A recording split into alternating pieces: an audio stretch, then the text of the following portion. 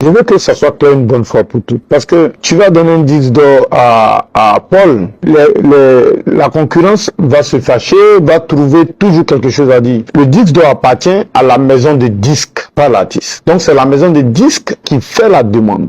Nous, c'est la certification. Une certification, quand vous remplissez les critères, nous vous certifions. Le papier que nous vous donnons vous permet de fabriquer votre disque d'or comme vous voulez. Vous allez voir qu'aucun disque d'or ne ressemble à un autre disque d'or. Chacun fabrique parce qu'il est certifié. Dès que vous êtes certifié, si vous voulez prendre une calebasse, vous mettez un disque dessus, vous venez brander, voilà mon disque d'or.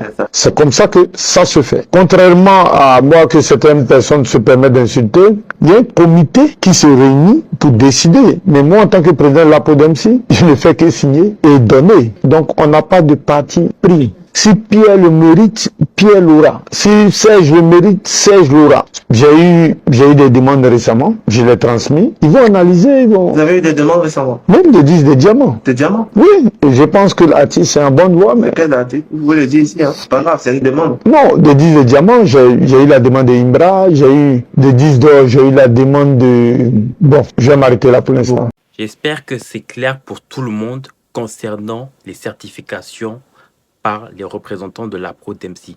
Est-ce que vous savez que Didi B, jusqu'à maintenant, après la sortie de ces différentes certifications, est-ce que d'entre vous, vous ne savez que Didi B ne vivait pas justement des streamings jusqu'à présent? Il ne vivait que de ses activités, des business et autres. On écoute cette vidéo. En tout cas.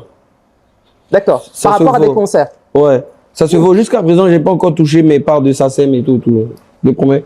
Même dans ma carrière solo, j'ai rien touché de tout ce qui est... Intéressant. Ouais. Donc ça veut dire que s'il fallait qu'on classe, entre guillemets, les revenus, allez, on va faire comme si on était Forbes, s'il fallait qu'on classe les revenus de Didi B aujourd'hui, premier poste de revenus, brand, image, partenariat, marque, numéro 2, les concerts, numéro 3, les streams. Les streams, je peux pas savoir parce que j'ai pas touché, comme je t'ai dit. Mais si tu n'as pas touché... J'ai pas. Je suis bon là. Attends, tu n'as pas touché, c'est-à-dire tu n'es pas allé essayer de toucher ou tu... J'ai pas encore récupéré. Tu n'as pas récupéré. Ouais, et les streams de mon premier album et les gros singles que tu as entendus là, j'ai pas encore récupéré. Comment ça se fait que tu n'es pas récupéré? Non, parce que déjà, je suis pas un gars très administratif. Tu as une équipe pour ça, Didier. Si, ils sont là, ils ont géré tout, il est tout signé, ça va sortir.